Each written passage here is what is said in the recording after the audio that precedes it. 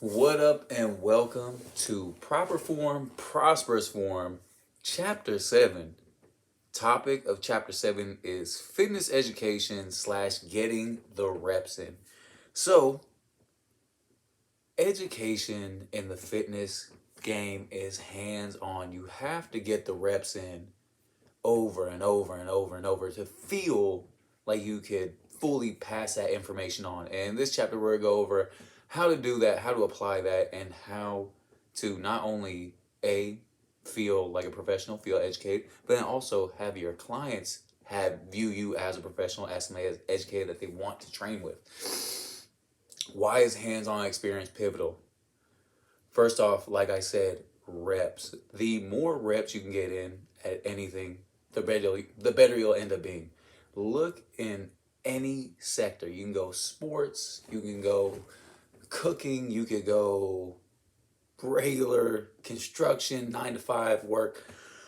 More often than not, the better people on the job will be the people that get more reps in. They're there working and working and working, perfecting their craft.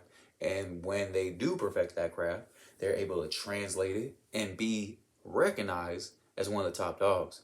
So reps are pivotal and important, especially in fitness. The more reps you can get on your personal body, the more reps that you could feel comfortable explaining to people form, and it becomes second nature. It becomes easy to the point where people feel very comfortable to be around you. And as a trainer, that's what you want. You want people to feel so comfortable that the stuff that you're teaching them, they don't even have to second guess because they know that you put the hard work in and they are in great hands.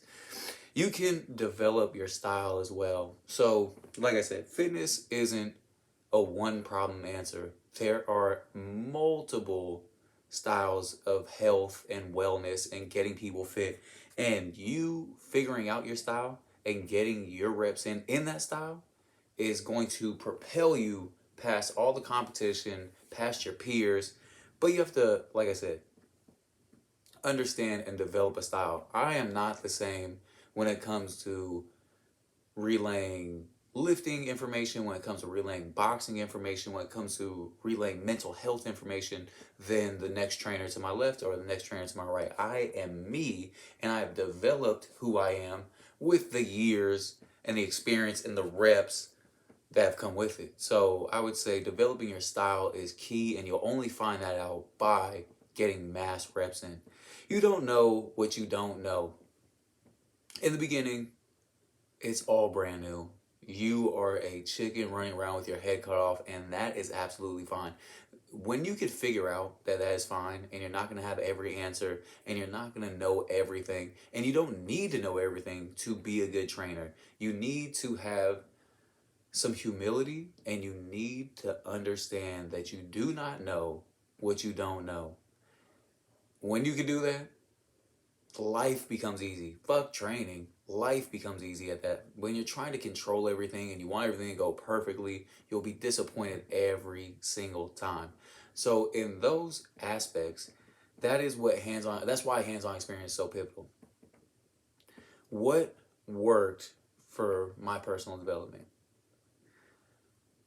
Meeting a vast array of clients helped. I didn't meet the same type of client. I met clients from 90 to 5 to very fit to not fit at all.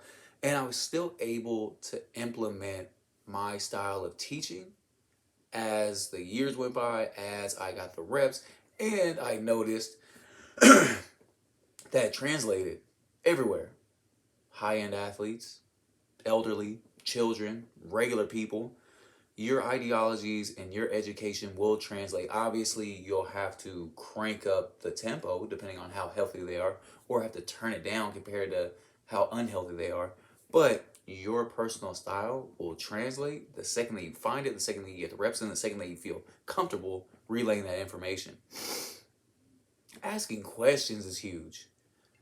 Not only are you getting the reps in, but when you can also ask those questions and not feel like you have it all figured out, or you're too afraid to ask questions, when you could be very comfortable around peers, around mentors, and ask them questions, that will just push forward your education so much faster. If you're not asking questions, you're going to learn by failure, And sometimes that's not the best because the people that suffer are your clients, and then what suffers after that is your pocketbook. And we want to avoid that as much as we possibly can. So get around seasoned trainers, get around people that are more successful than you, and ask them all the questions possible. Do not take it as gospel, obviously. Take it with a grain of salt and apply it to your specific style. But if you could ask more questions and put your ego aside, you'll get to where you want to go faster.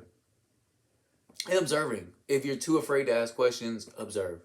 At your local gym, in your college football teams, trainers,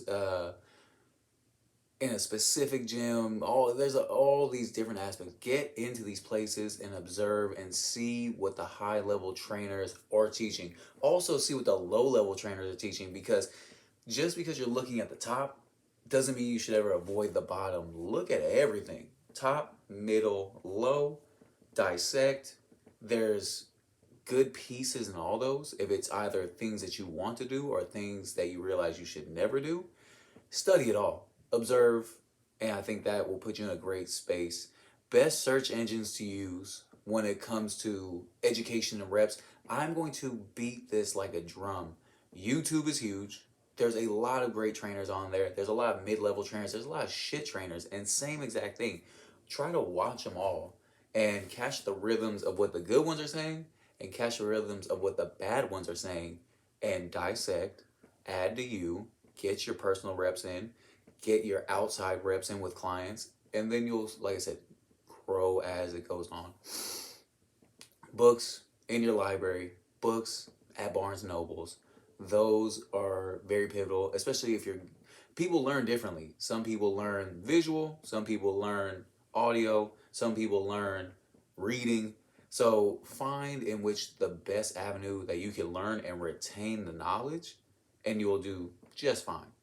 Don't go and read books because everybody says to read books. If you're not big into reading books, you will not retain that information. You can get information in so many different ways. So find your way and go a million miles an hour with it. Search engines as well. Google, all these other ones.